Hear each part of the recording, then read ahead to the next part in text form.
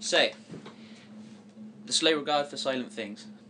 Whereabouts does that sit in the grand scheme of the Kingkiller Chronicles? It does actually exist in time in Wise Man's Sphere. Mm-hmm. Like, the time frame that it happens in is in the Wise Man's Sphere.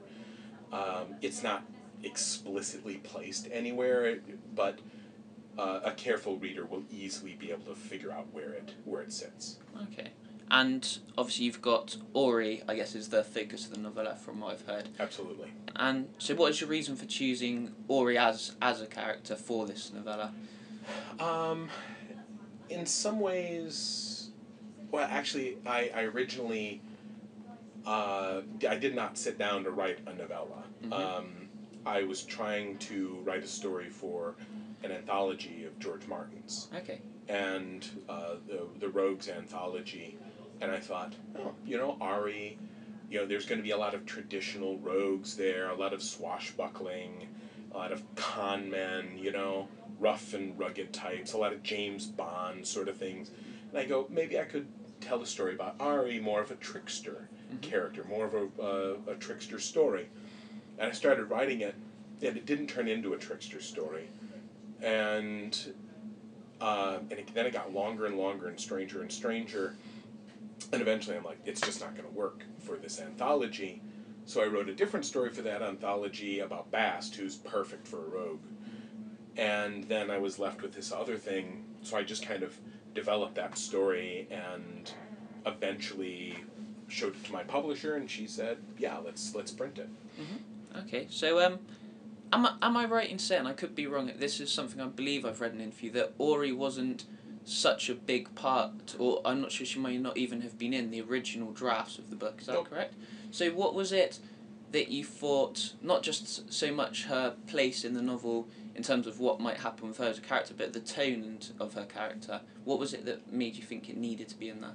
Well, that's a good question, but it's assuming that when I put together a book, I do it like assembling Lego, where it's like, well, I've got this bit and I've got this bit, so I need this in between to support these two. But it's not like that at all. Okay. It's more like, honestly, it's a little, if we're going to do weird analogies, it's kind of like cooking, where it's like, do you cook at all? No, I don't cook. Like, at all? I do a little bit of cooking. Spaghetti bolognese I can do. There you go. Yeah. So when you're doing it, how do you know how much salt to put in? Yeah, that's true. So as you go along. As you go. And that's exactly it. Nobody ever taught you how much salt. And sure, there's a recipe. You can follow a recipe. But even so, when you're making it, you'll taste it and you'll be like, and then the more you cook, you learn more things, and you learn about different herbs, and you learn about how to cook meats differently, and then you learn how to saute. And at no point does anyone ever say, this is the point at which you put in 3 pinches of oregano. Yep. It's just that you learn that oregano tastes a certain way, and sometimes it belongs in what you're doing. And that's not me dodging the question. It's me saying that if I were to answer it the way you asked it, it would be a lie, effectively. I see. So now I've kind of tasted my spaghetti bolognese, and I say it's not salty enough. So on reflection of the books now that you go back, what do you think that Auri has added, kind of as a reflection? Well, in some ways, and I can't say that I put her in to do this, but once I saw her doing it, I realized that it's something she could do very well.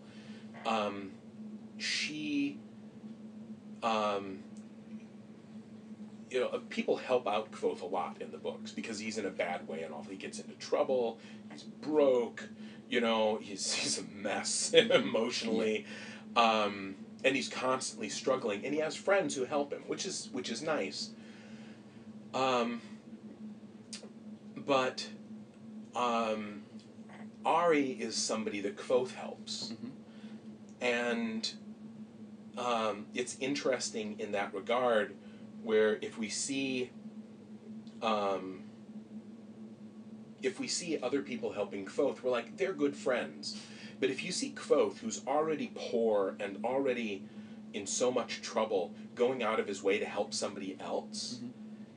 And especially if we like this other person and we feel sympathy for her, it shows that Kvothe really isn't in this for himself. Yeah.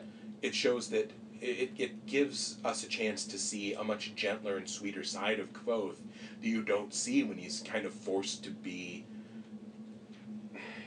a tough problem-solving, duke it out, never back down, student. Mm-hmm. But we see that, like, even when he's poor, he goes out of his way to make sure that Auri has food, Yep.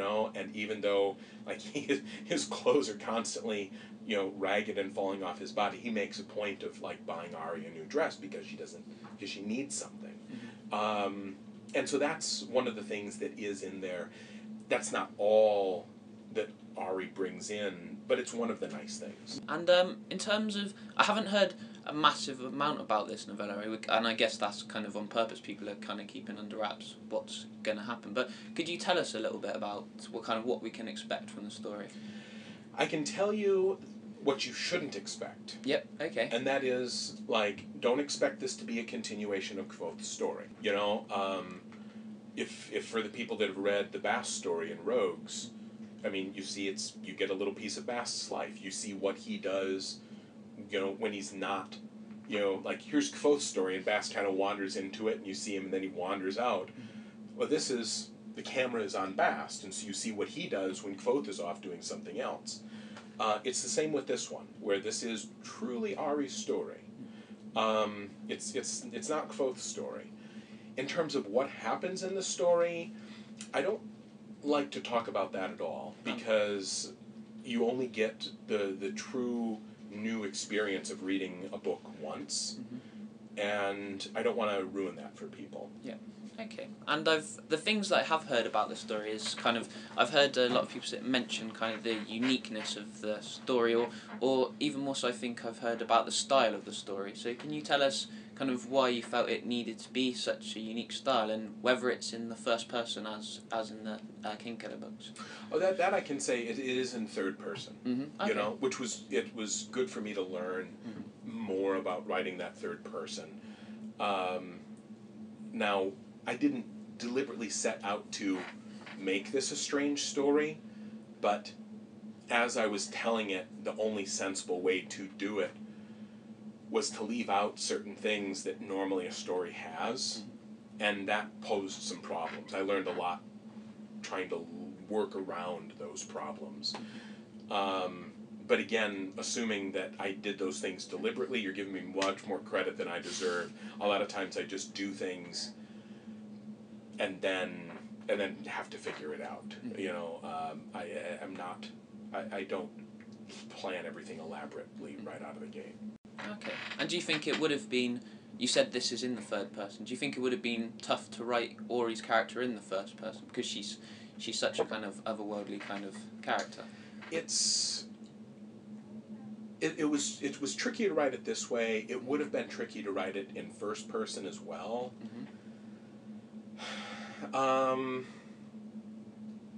Yeah, I don't know. That's too big a what if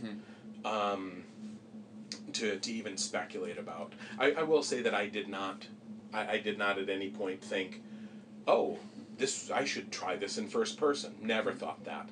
At one point I started writing it in present tense, and that was a mess. I mean, in the scene it was okay. I wrote an entire scene in present tense, but everything else was in past tense. So in past tense, present tense, past tense, and I'm like, maybe I should just leave that. And then people read it, and it was, and they're like, no.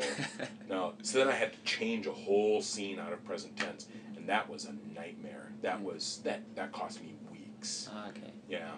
So do you know yet if there's going to be an audio version of There this? is. There is, okay. Yep. And so when you listen to I noticed as well, sir, I've been saying Auri and you've been saying Auri, so that's straight away, it's a slight difference. Honestly, I can go back and forth on Auri. And Auri. Okay.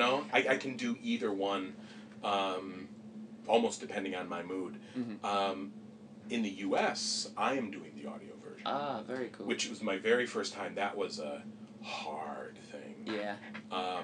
And this book, the print version at any rate, will have illustrations too, which is another new thing that we're trying out. But I don't know if in the UK they're going to be using my audio version or if they're going to do their own.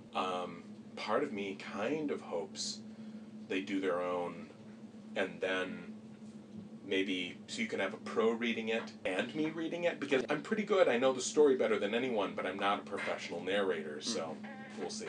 So what is it like when you hear a pro reading your story as a narrator? Is it kind of exciting and kind of a new experience for you? I can't do it. No? I can't listen to somebody else read my stuff. I started with, it's Nick Podell in the US, and everyone loves him, and I've got Rupert Degas here in the UK, and you know I picked them out because I love them as narrators, but I can't listen to them read my books. Yeah. It's like listening to your own voice when you hear a recording of your own voice and you're like, oh no. That's what it feels like for me to hear other people reading the book. So you've mentioned that there's going to be illustrations in this, which I'm very much excited about. What do you think the illustrations add to a novel? Do you think they're kind of a nice treat for readers, or do you think they're actually kind of required for a novella? I certainly don't think they're required. It occurred to me that I've been working a lot with my friend Nathan Taylor, and it occurred to me that we had the opportunity to put some illustrations in here, just to try it out, just to add a little bit, and so we took a run at it. It was an entirely new experience for me because I was effectively doing some art direction, and it turned out pretty well. Like, some of the stuff is really wonderful. We had to be very careful depicting Auri, because we don't want to show her too much. Auri's very mysterious, and if I just showed you all of her, it wouldn't be right. And the same with the Underthing. The Underthing is a mystery too. So I wanted to show you some things to give you kind of this visual treat without effectively taking away your opportunity to imagine the Underthing however you like. That was a fine line to walk. Okay, so now that you've got this novella together, so you've got pictures of Auri, and you've got a new kind of story. Has that affected how you're going to be editing, putting together book 3? I know you've kind of finished it, but does it make the changes? Well, I certainly haven't finished book 3. You know, I've written a draft all the way to the end. Yep. But